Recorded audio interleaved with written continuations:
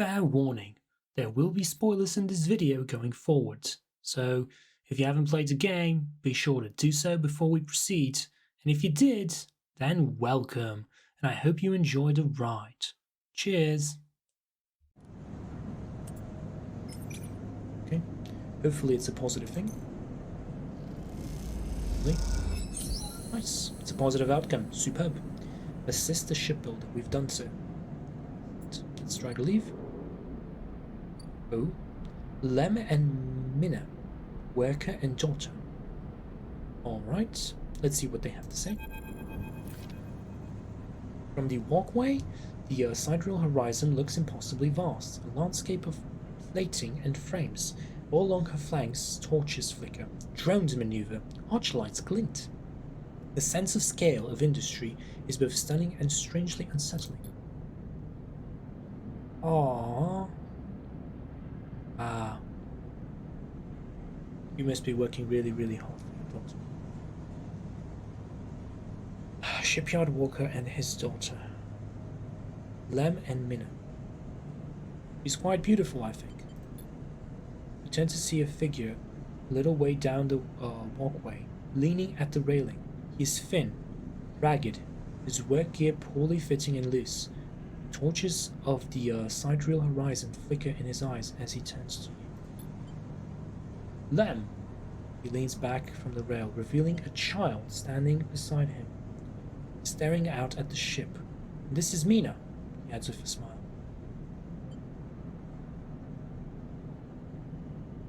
Hi, Mina. She stares and tucks herself behind Lem, who dutifully picks her up. She's a little slow to trust, aren't you, Mina? She buries her face in the folds of his overalls. Mina looks out from Lem's chest, a dark brown eye twinkling among the rough material. You working on her then?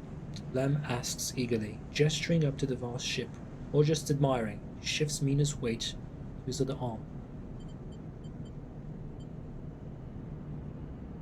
Admiring. Understandable, he nods, gazing back at the sidereal horizon. You like her too, don't you, Mina? Jostles her a little. She's Mina and I's ticket out of this place, or escape vector, so to speak. Ship? You haven't heard? Anyone who takes a Havanage contract on the sidereal horizon will be entered into a draw for the transit support crew, he smiles.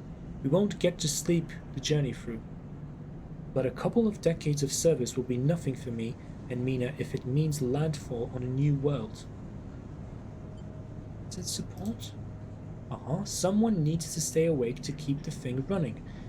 He straightens up, straightening his back. That's a colony ship, friend. The Steelers Foundation is sending thousands to settle a system well outside the reach of the core worlds. It'll be a totally independent colony. No surrogacy, no corporations. Why is it here? Steelers Foundation? Why is it here?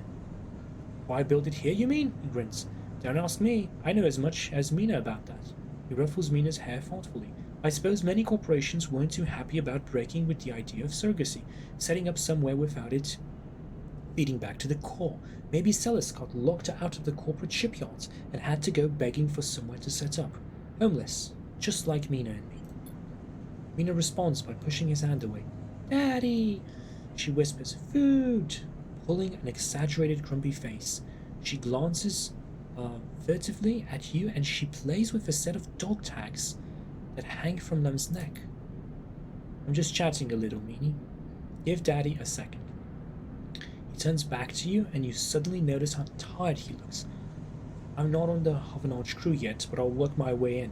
You can do it too, friend. We have to stick together. He smiles a little shakily and you wonder how long he's been working to break into the official shipyard crew. Yeah, maybe. He looks out at the sidereal horizon as if trying to pull energy from those flickering torches from the vast hall.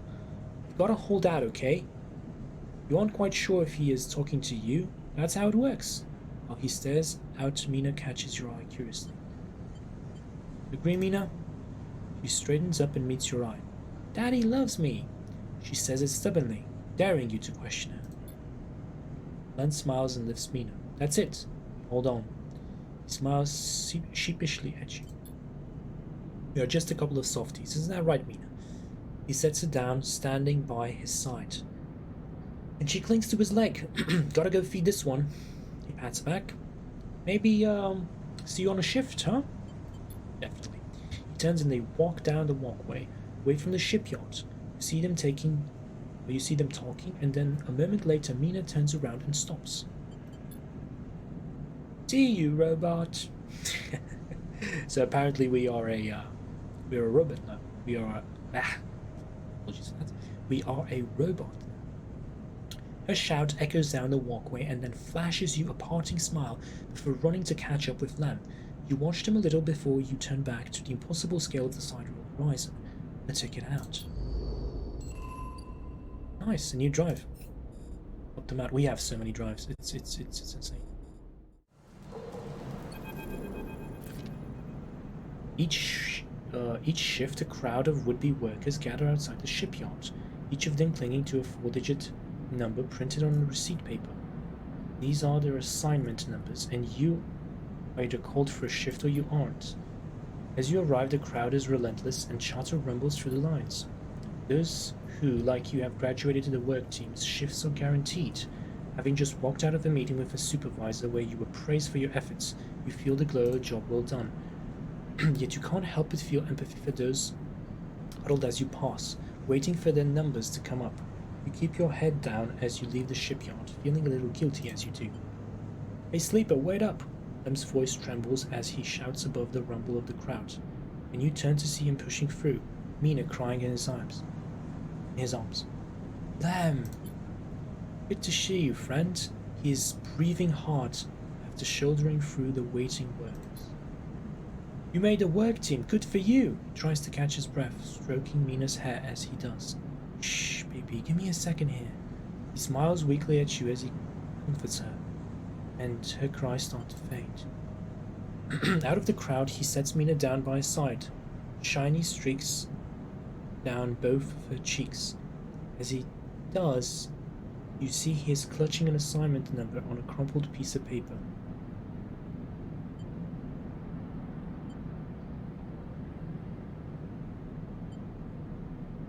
You know, okay, she's good. We just had to rush up here. He puts his hand on her shoulder, and she clings to his side. Esther, who usually takes her, is sick. He stretches. I don't know. Noise sounds from the entrance. Klaxon, followed by a list of numbers growing brightly on the display screen. The crowd responds instantly, pushing and pulling as people try to wage the entry checkpoint. Lem stops and turns back towards the crowd, then glances down at the crumpled paper. That's my number! Oh man, Mina! He starts patting the pockets on his gear, glancing around. Go, I'll watch her. He blinks a little, staring. Thank you, I'll... Crouches to Mina. We're gonna stay with our friend here, okay? They're going to keep you safe, and... He stands back up. Here, take a bag. He shoves it into your hands. She's got food, Darn, I have to go. Backs away into the crowd. Mina, I'll be back real soon. Okay, be good. Then Lem disappears into the roiling crowd, who are now trying to get into the shipyard before it locks down. Wow, little Mina, Lem's daughter. This is really pulling at my heartstrings. I don't know if I'm pretty sure this might be intentional, but can you imagine the father trying to I mean, he could be the dad, he could be just the guy that decided to help out the little kid. She could be adopted, she could be his daughter. But either way, he's trying so desperately to care for the little one. And there are these situations that arise where you have no choice but to focus on other stuff and just trust even a complete stranger, which is, it's unfathomable. To me, it's just these hardcore situations. Yeah, and very good writing so far. I'm loving this game. Anyway, Mina stands staring, suddenly small without Lem at her side. She fixes you with a dark-eyed stare you can't quite read.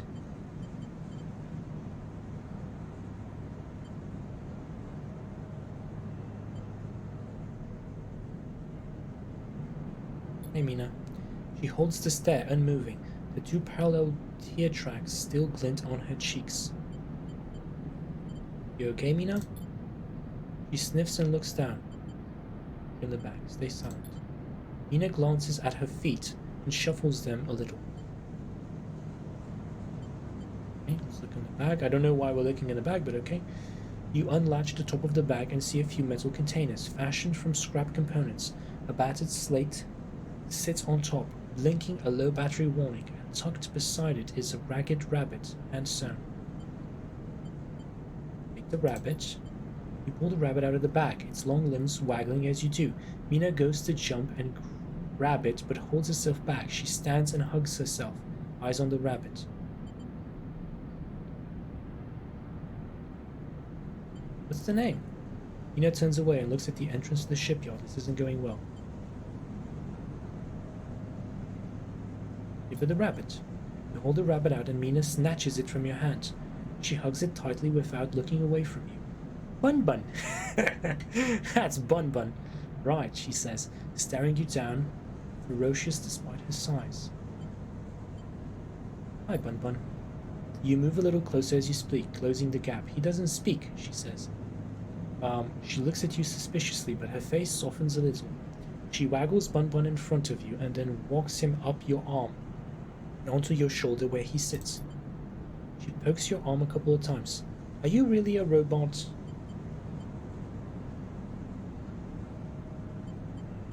How can I respond to this? Not quite robots. Sort of. Yeah, she thinks. Me too. Mina has more questions. Lots of questions. Questions about how you breathe or if you rust. But before long you are talking about rabbits and about Esther. The lady who usually takes her smells like and usually takes us. Okay, this is, and whether or not fairies live in the ice heating pipes. Right, fairies don't leave. They definitely don't live there.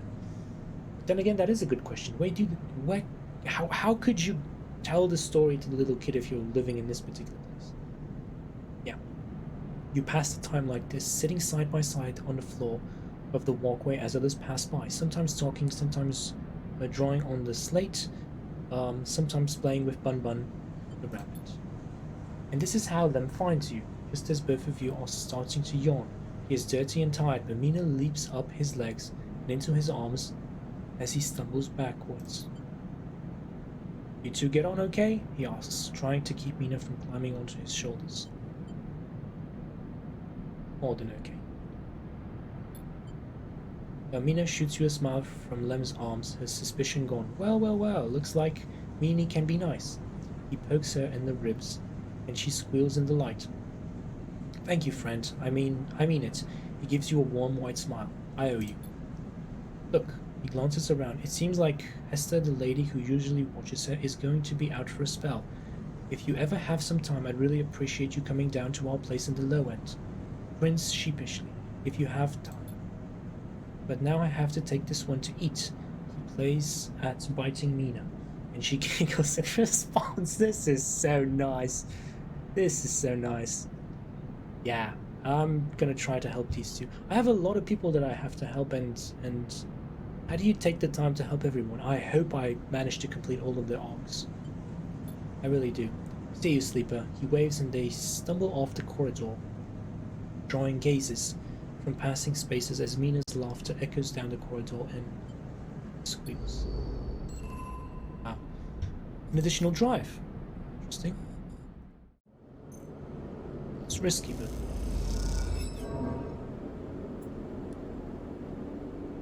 don't have much of a choice. We use this one. Risky. Neutral. That's good. Let's continue.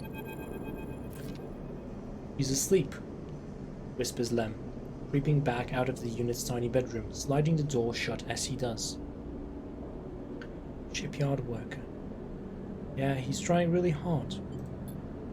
You are perched at the fin bar in the main room, the slate in front of you still glowing with Mina and your drawings from a cycle spent together. There's a ring, the only world Mina has known, with stick figures standing along its edge. The tall one is you. Drink? Asks Lem, producing a warm-looking bottle of Tyrol from under the bar, its contents glowing amber in the fluorescent light. Sure. Liam nods and lugs a few fingers into a couple of metal tumblers, then sits down with you at the bar. Cheers. He offers and you clink the metal containers together. You know, they actually have something to celebrate this time around. Lem gives you a sideways look. I made the assembly team on the side reel. He grins proudly. Clearly he has been desperate to tell you all cycle. Knew it. Lem holds out his drink. You did get there first, friend, but I'll give you that. He looks away. Seriously though, couldn't have done it without you keeping an eye on little Meanie back there. Lem shifts a little on the stool. He looks uncomfortable. How's our girl doing, Sleeper? I haven't seen much of her these past cycles. He misses her father. The truant. Lem looks away. Yeah, he says to no one in particular. The silence stretches out as Lem takes the drink, his eyes fixed on the bedroom. Okay? He nods. I can't take all the credit for Mina. She isn't actually mine. He gazes into the middle distance. See, I knew it. He's actually taking care of the kid because he can or because he wants to, which is very nice. I pulled her off of the refugee shuttle out of one of Ember's moons. The colony was falling apart for decades after Solheim collapsed, surviving on next to nothing. Eventually, some of the residents tried to make for the eye. Apologies. Eventually some of the residents tried to make for the eye on these decrepit old shuttles. He sloshes the drink around in his fumbler. They had no idea what they were doing. The one Mina was on a decompressed hallway here. Everyone spaced. The only reason she made it was someone stealed her in the weapon locker. She was ice cold when I reached her. Purple lips. Shivers. Once I picked her up, I wouldn't let her go. The medics treated her with me still clinging to her. He takes a drink. Still not sure why. He reaches over and refills his cup. We weren't exactly anybody's heroes, you understand. We were private military, hired in by Conway to protect their claims in the collapse. But once I got Mina, that was it. I quit. Got us dumped here. You saved her. I'm going to sound like an idiot now, but he sighs. She saved me. That's the truth of it. He looks around the decaying unit. Stained plastic plating and flickering lights. Me? I brought her to this. She was tiny, too small to know what she lost. But I can't stop thinking about it. He rubs his eyes, dark with tiredness. What if our number doesn't come up in the draw, Sleeper? What then? The side reel will sail off without a thought, leaving us here. What kind of life is that for her? She'll make it, she'll manage.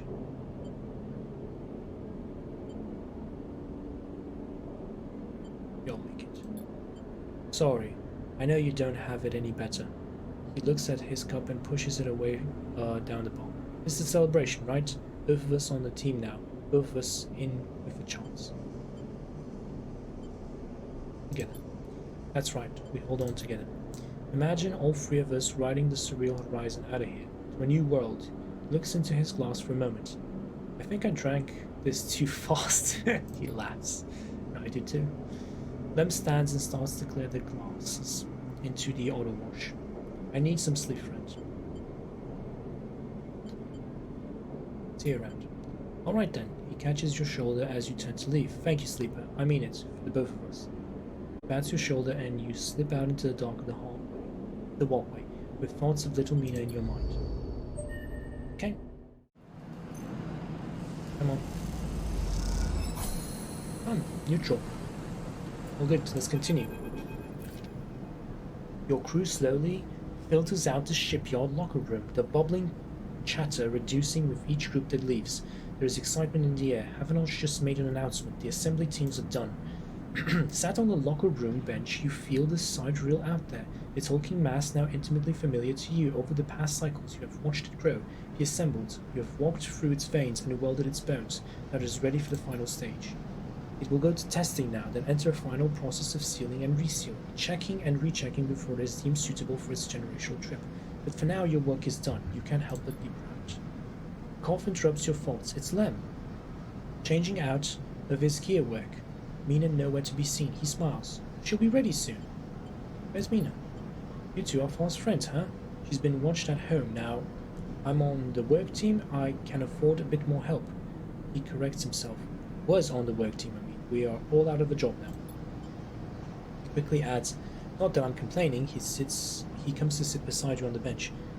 She's got to be in her best shape when she carries you, Mina, and me out of here.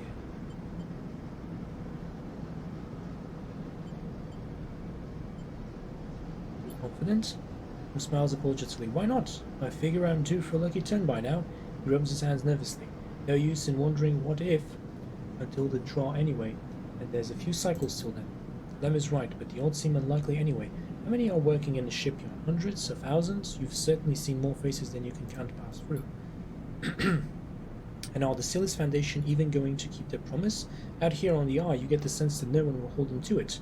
Why else would they be building the sidereal in a surrogate system? As you think, Lem watches you with a worried look.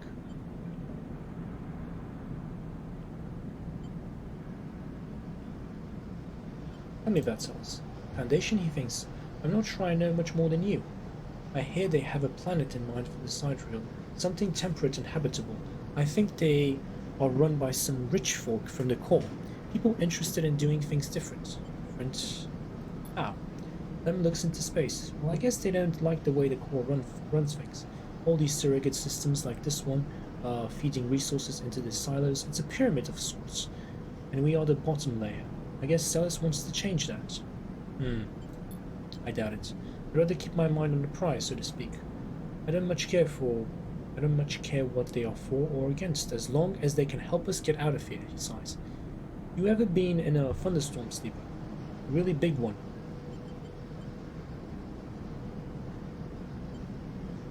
Remember?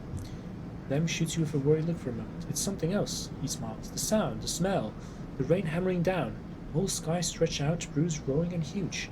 The place I was born, New Pembroke, a dry old rock in the Conway system, had 2 seasons. One of them was as dry as bone, dusty, ugly, and the other was one long storm, a side effect of the terraforming efforts, they said.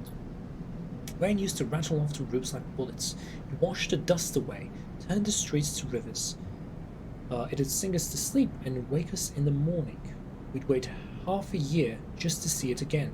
The best day was the one where the first drops fell. He sniffs. Some days I woke up swearing. I was thinking, Mina has never seen a storm, never even felt rain. She's grown up here. The ring her only horizon, always in the dark. I want to change that. You will. Of course. Almost there. Lem stands stretching. Best to get back to the little one anyway. With the shifts done, I reckon she'll be happy to have me home for a few cycles. He shoulders his gear. See you in a few for the draw. I'll be there. Right on, he grins. Lem's making you the last person in the cabinet's locker room. As you sit, you think about rain, and a little hope creeps in. Is it possible? Could the sidereal really take you to a planet, a place with weather, with skies, with life? You get up quickly before you can think about it anymore. It's too soon to hope, too dangerous. There's work to be done.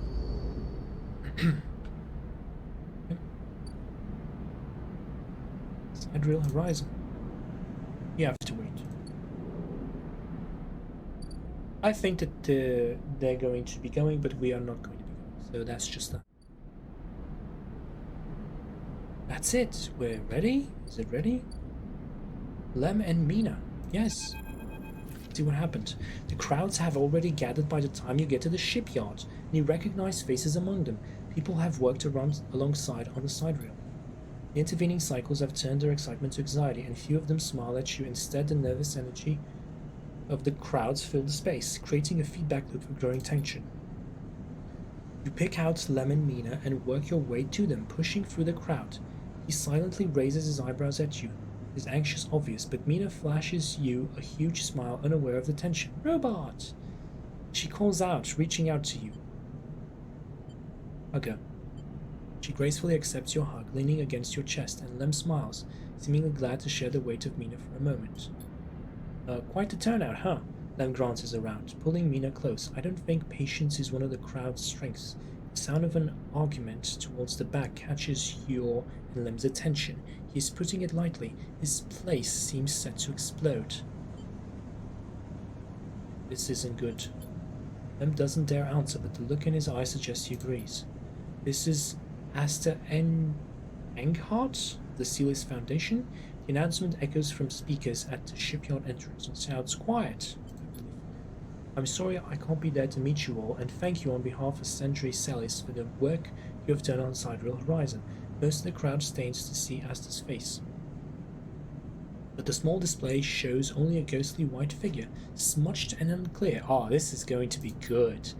Sentry warned me to pass on her personal thanks for the commitment to and belief in the Celis Foundation's mission. We chose the Eye for this project because we knew that we would find like-minded individuals here, especially among the ranks of the venerable Havanage Association. Unlike most of the Corps, we neither believe Ellen's Eye to be a threat or a rogue state, but instead an embryo for the formation of a new decentralized social structure, one where each citizen might be the master of their own destiny. A ripple of impatience runs through the crowd. They didn't come here for a sermon. You are all pioneers, just like the Corps citizens who the Sidereal Horizon will carry in cryosleep to the planets that will become the Foundation's first frontier world, Celis 1. At the mention of the destination world, excited conversations break out among the workers.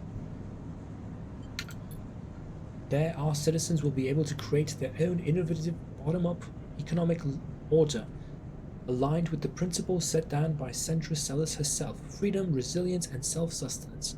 This is all thanks to your tireless efforts in the Havanage yards. As a reward for these efforts, you may know that we are offering a select group the opportunity to join the caretakers of this vision, the staff of the Sidereal Horizon, who will maintain the vessel during its multi-decade transit through interstellar space. Lem turns to you, his eyes bright. This is it.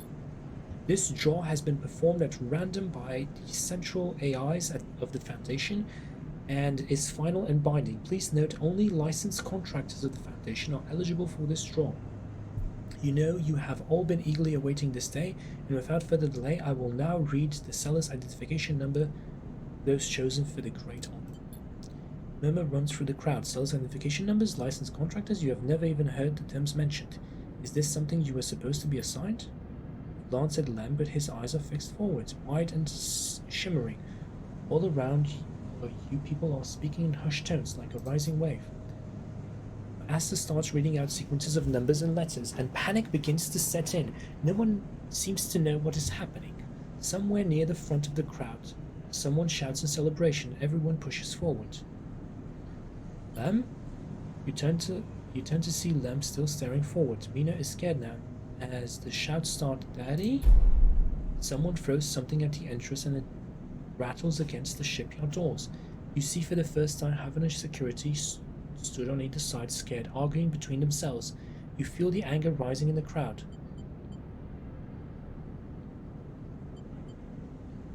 Lem, let's go. Doesn't move. They might call out names. I can't. Mina tugs at his dog tags.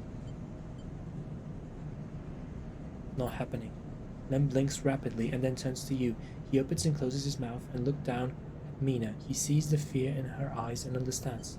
It's time to go. You lead Lem and Mina out, shoving people aside. As you do, you hear the sound of scuffles emerging at the front of the crowd, metal canisters bouncing off shipyard walls. You keep your head down and walk away, the sound of Asta reading off the cipher echoing above the chaos like some strange mantra.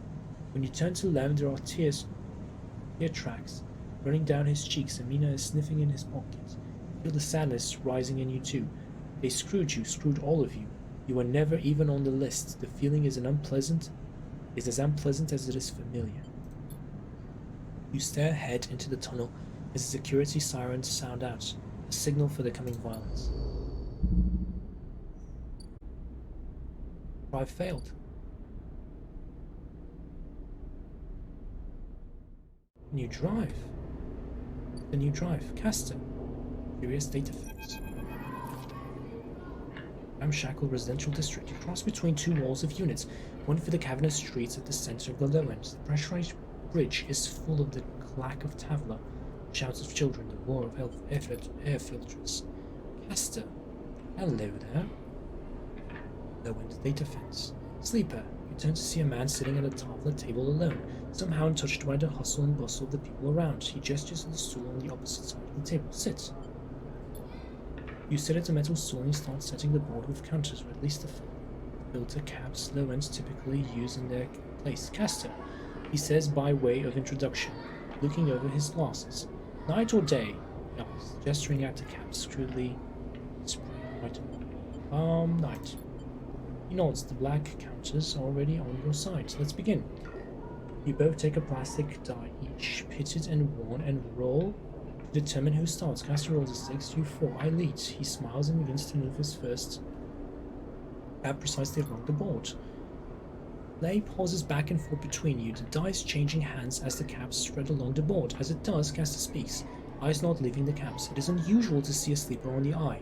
That's why I wanted to play you. You take your turn rolling a 5 and a 6. Play carefully. Typically you should play carefully. After all, a sleeper's mind must be somehow different to a human one. Being emulated, I mean.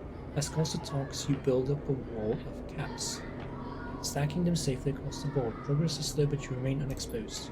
I don't mean to offend you, Castor. I merely see that you are by definition different. It has been subtracted in the emulation. It has been added.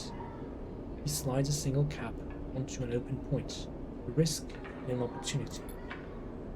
He hands you the dice. You ever think about this, sleeper? About what you were before and what you are now?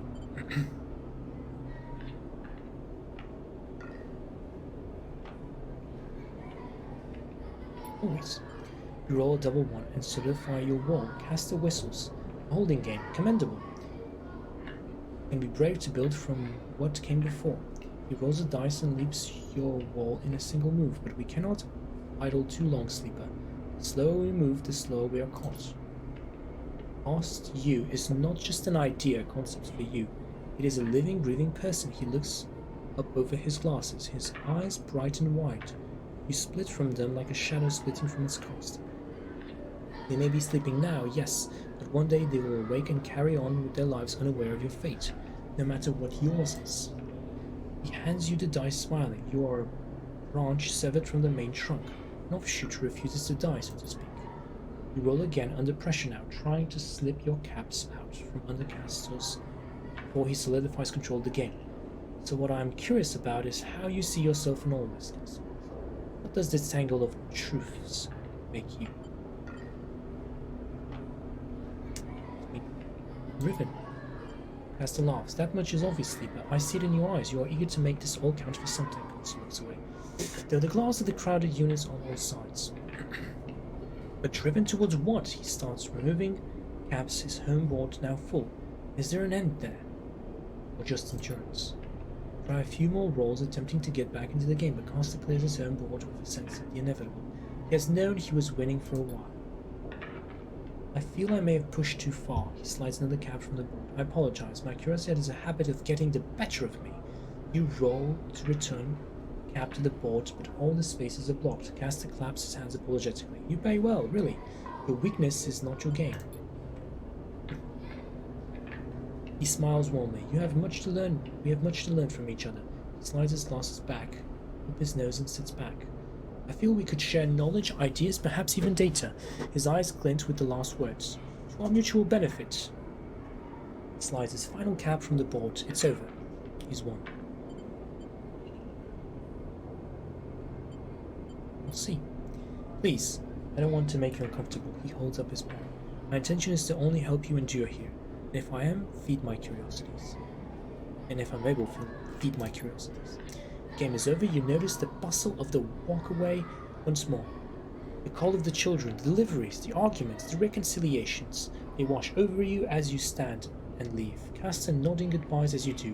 Crossing the walkway, you repay the moves of the game in your mind, looking for an opening. Sure was there. Okay. So what are we going to do? Do not know.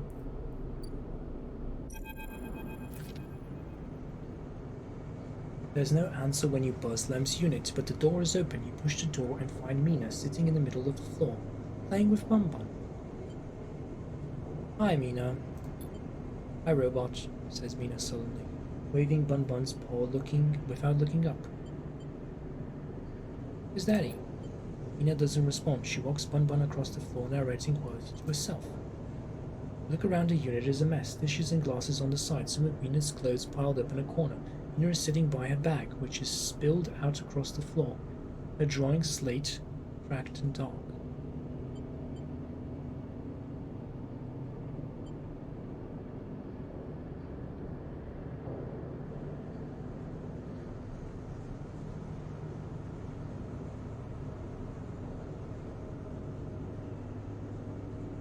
Tidy up. You start with the kitchen units, piling up the dishes in an auto wash, wiping them down. You pile the clothes up next, folding them neatly. Mina watches you quietly as she plays, curious but silent. You just started to look at fixing her crackled slate when Lem enters. Sleeper, what are you? He pauses and looks from you to Mina and back again. Never mind. He drops a bag by the door and slubs onto the couch. Everything okay? Lem lets out a weak laugh. You forgot the past cycles now too? You've forgot the past few cycles now too? Wish I was so lucky. He looks away at the open door. Look. Now's not a good time. What happened? What happened? We messed up, that's what happened. Put our hopes in someone else's stupid schemes. He pinches the bridge of his nose. You understand they never even put us on that list, right? I've been all around the rim looking for work, and I've run into more than a few from the cruise. It turns out only the long-time Havanosh members were issued those sealess ID numbers. They never planned to consider us. Havanosh said they didn't know that was what they were going to use to make the draw. And who knows, maybe Silas pulled the wool over their eyes. But what does it matter? All those hours in the yards for a hand-to-mouth wage and nothing else. He slams his hand down on the sofa. You giving up? Lem opens his mouth to respond, but stops himself. He looks at the open door again.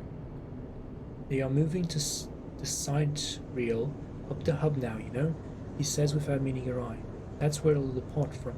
They are bringing in a ship with all the cryosleep pioneers and transferring them up there in microgravity before loading the crew.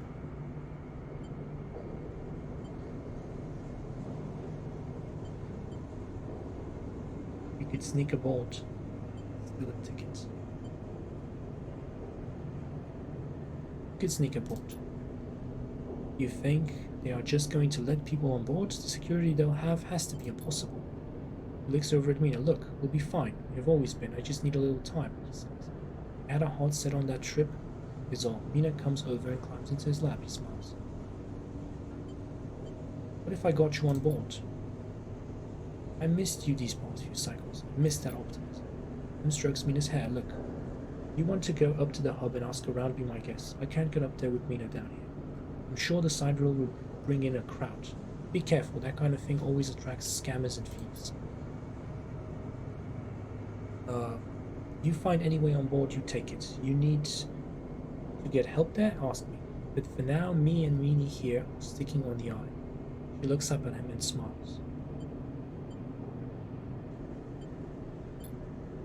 Lem smiles but doesn't say anything. You stand to leave and Mina grabs your hand, eager to give you one more smile. Then you are out, back into the walkways of the low end, already thinking of plans to make this right. Yeah. But you have to. Castor? What are you doing here, Castor? Mighty achievement, isn't she? Sandra Soleus must be proud. You recognize the resonating voice of Castor immediately, and turn to see him, hooded and tucked into the shadows near the viewing platform. Castor. I see you remember our game. Good. He looks around, but the platform is clear. I'm afraid you'll have to wait for a rematch. Microgravity makes Tavla a little difficult. He smiles broadly. Hello, Castor. How you doing? Castor walks out to stand beside you on the platform. The telltale clunk of magnetic boots accompanies his slow crossing. He notices you looking at them. I don't much like it up here, he explains. I hear there was some trouble at the Havanard shipyard when they announced the results The crew lottery. Screwed us. I know, he sighs, meeting your eye. An ugly business. Sellers are too used to the way things work in the core. Exploitation is the only logic they know. He gestures out at the side rail. You know why they built this monstrosity on the eye? Control. Certainly. There is no corporate oversight out here, but that's not all. He stares at the pristine yellow hull. Sellers built it here, says Castor gravely, because they didn't want anyone to know it exists. He rubs his forehead. And secrecy is something I cannot abide. He turns to face you. There are people being loaded onto that ship as we speak. Sleeping people locked in cryosleep like the person that you were emulated from. There are hundreds of them, and Sellers wants to send out to a planet at the edge of the settled systems without anyone knowing where it is. But you, Sleeper, can do something about that. You are like me. You deal with data. You can read it right out of the air. With someone like you on that ship, secrecy isn't a problem. You can ping back whenever I need. Whenever I need it, as long as you are on board. With you on the side rail and some minor modifications, he pauses, you will be my eyes and ears. I will keep track of Silas's grand project for you. In short, says Castor, stretching, I can get you aboard, Sleeper, but I'm going to need you to help me. Who are you? I'm a concerned party, someone who likes to know what is happening when it is happening, not afterwards. It's not just me. Yes, your friend Lem, that can be arranged. It is difficult, but not impossible. The condition is, of course, that you go too. Castor clunks closer to the window, watching the tugs wheeling around the side rail. It's a simple offer. The only one that will get you on that ship. Please consider it. It turns back, silhouetted against the ship. But to make it happen, I need your assistance. As I said, there is a Sellers Foundation ship docked into the now empty shipyard. I need the data from his servers. That will allow me to produce the IDs necessary for your transit. Castor looks over his glasses at you. Sellers aren't stupid, though. Their ship is totally isolated from the station. You'll need to get on board if you want access to their airworld servers. Once you have the data, meet me at your friend's unit so that we can give him the good news, he smiles. I notice his importance to you, and the little one. So cute. I don't know if I actually trust Castor enough, but at this point I don't have much of a choice. If you don't extract data before the sidereal horizon leaves the hub, then I will get the message. We have other options, but you are certainly my preferred one. But be sure when you act, Sleeper, once you take the data from Sellers, you'll set off a series of events that will likely be hard for you to untangle yourself from.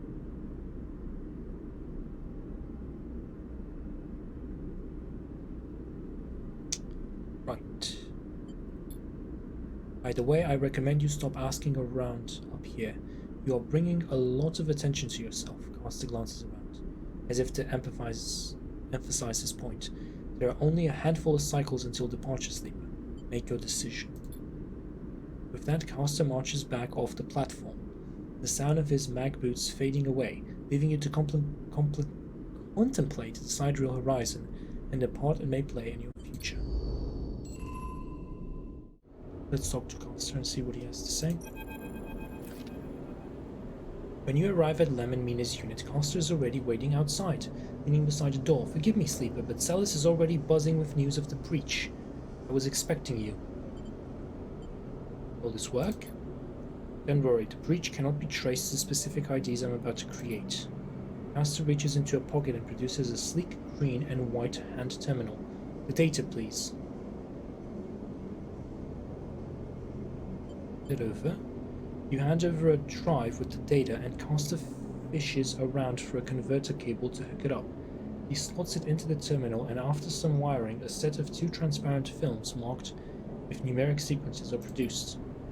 2 tickets to an uncertain future. Castor smiles to himself. The child will go with Lem, of course.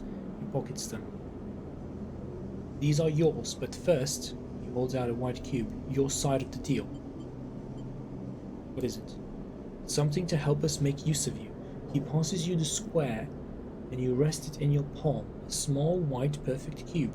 Suddenly you feel a sharp pain and flinch. The cube jumps from your hand and rattles along the walkway. You look at Castor apologetically. Castor smiles. Not to worry, it has done its job. Now it is for you to do yours. You look down and see a tiny pinprick in the center of your palm. Nothing sinister. Castor puts the terminal away. This way we can keep track of you and the sidereal horizon. I can agree to this. You did, Sleeper. Castor adjusts his glasses. You have to understand that I could have done this without you knowing. This way everything is on the table, so to speak. Castor hands you the transparent films, and you see shimmering portraits of you and Lem flickering beneath the circuits. Go.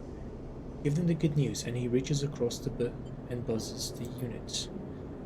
Lem slides open the door, half dressed in his gear. Sleeper, what brings you up here? Come in.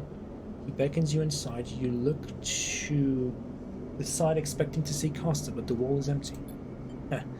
The unit is cleaner, better organized than the last time. Lem sits at the thin bar and gestures for you to sit. Mina's with some of the local kids. Someone has started doing lessons down the way. She seems to like it.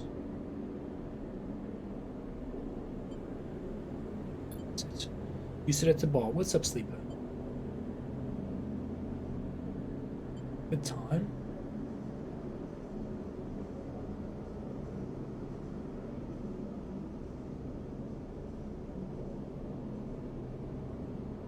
Why do I not trust that guy? I really don't trust Castor for some reason.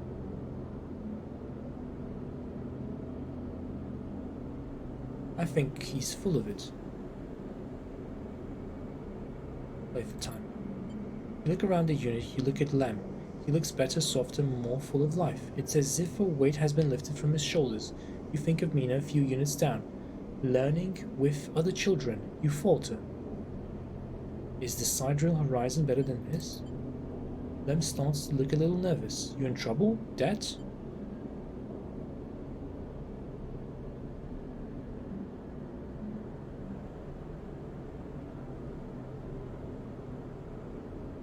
I don't know if the sidereal horizon is really better than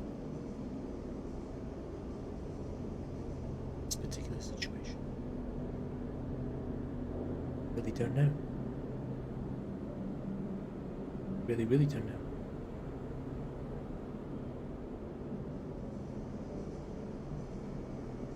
I want to see what happens then. See if they can get there. I have Celis IDs for us. You have? Lem freezes. How? He blinks rapidly as if to wipe you from his vision. Does that mean... Yep. Lem stands up and paces around the unit. We have to pack, he starts laughing. Holy hell, we have to pack. He turns back to you smiling. How did you swing this, Sleeper? Made a deal.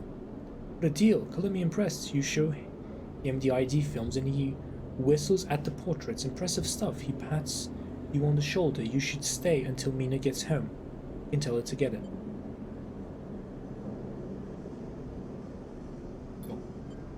Buzzer goes. That'll be her. He gets up and opens the door, and Mina, a bundle of energy and life, rushes into the room. Robots! She shouts.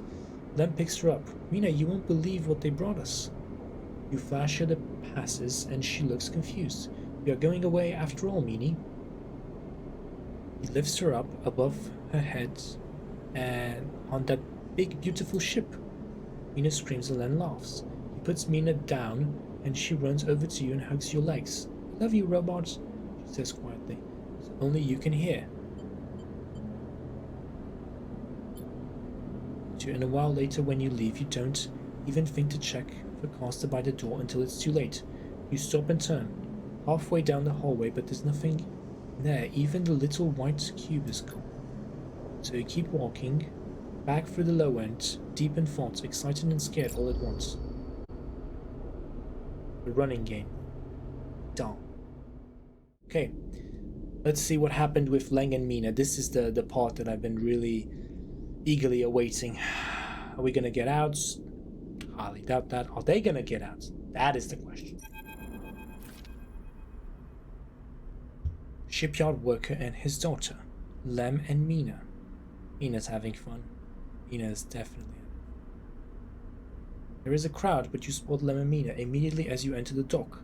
They are waiting at the cordon, where Stellar security are checking the crew in to board the ship.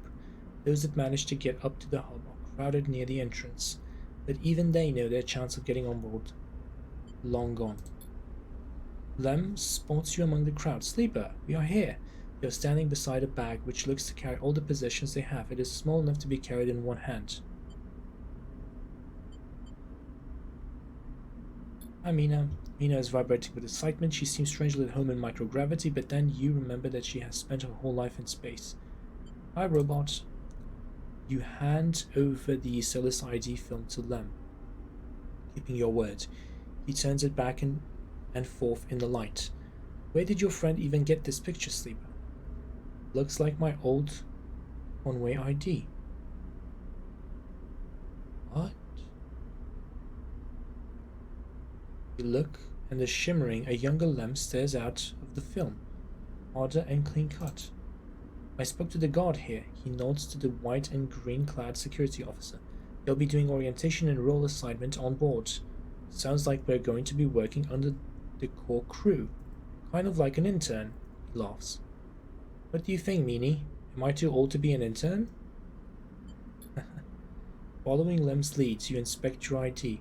As you lift the film up to the light, you see something strange, something that makes you flinch. The face printed in the film is one you recognize immediately, but it is not you, at least it is not how you look now. You squint at this ghost, confused why you hadn't noticed earlier. It is a picture you remember being taken, a memory that you didn't know you had. You remember signing the forms, the walk to the sleeper tanks, the cold metal floor. You remember the S&ARP employee who helped you in. Her smile clean and surgical. This is really bad. You freeze in place, thinking of the you that still sleeps somewhere in an S&ARP facility. You won't wake until you are recovered and disposed of. Now you are leaving. Will they ever wake up? Sleeper, Lem interrupts your thoughts. These guys want us to board. You stare at him without thinking, then notice the guard gesturing you both to come forward. You all kick off and float over to them. Steadying yourselves on the guardrail, you hang back, letting Lem present his ID first. Very smart. The guard slides it across a white machine, much like the one Castor printed them from. You reflexively rub the puncture mark on your hand, even though there is no trace of it now. It seems to be your destiny to be someone else's tool. Lem and Mina are waved through, the guard smiling at her excited face. Lem turns back to check you are coming. The guard beckons you closer.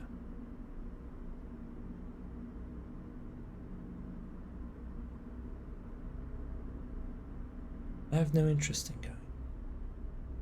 Literally have no interest.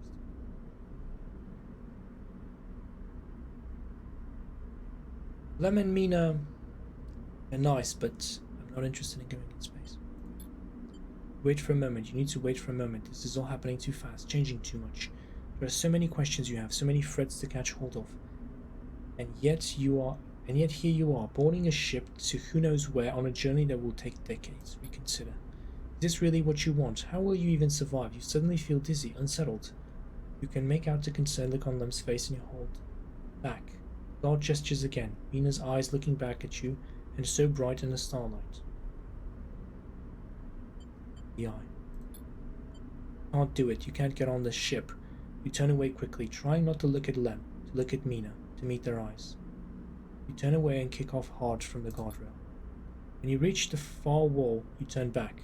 The scene continues in front of you as if nothing has changed. The next set of people are boarding. The crowd is still gathered at the cordon. The sidereal horizon still blinks, its yellow hull bright against the stars. And there are Lem and Mina, gliding up towards the docking bridge, bag in hand. Lem is facing away, focused on the steady climb, but Mina is in his arms and is facing back towards you. You watch her face, confused, sullen, but twinkling with a growing excitement as Lem carries her forward. As you watch Mina, you think about your future, about the future you might choose. You know one thing for certain. That future is on the eye. no longer have any enthusiasm for being carried forward by the dreams of others, for grand futures that unfold like angelic wings across the horizon. The future is being made now, in the spinning ring among its people and its systems. I'm sure of that. But as you watch Mina disappear into the entrance of the sidereal horizon, and much later when you watch the ship pull away, you feel a sense of longing, a longing to be carried by the systems that spin the suns, or the corporations that run the colonies, by love, towards an uncertain future, just as Mina was. That, you think, is the future you wish to make here on Erlin's Eye. Behind.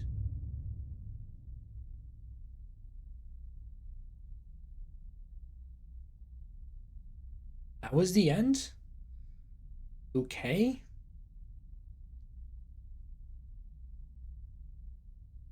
Signed, written by... Okay, I wasn't expecting that to actually be the true end. But, okay. I guess that's the end. Continue. Wow. Okay.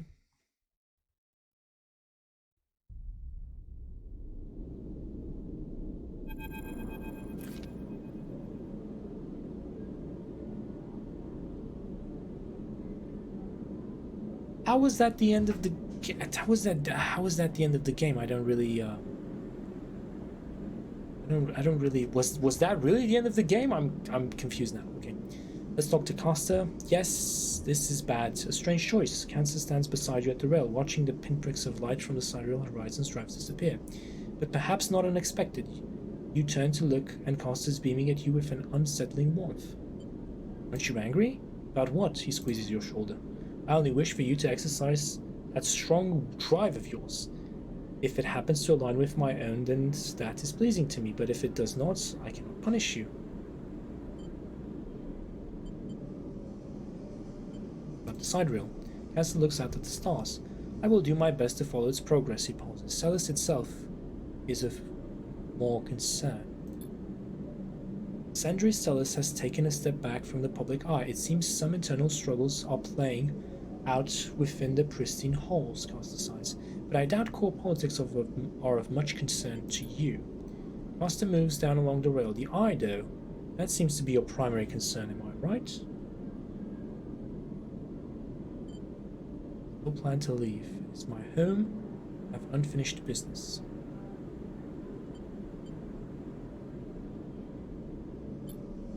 He pats you on the back. Don't we all? It is the nature of life to leave things unfinished. I have more projects than I can count, so many games still to play and things to learn. May your future cycles be as fruitful as my own.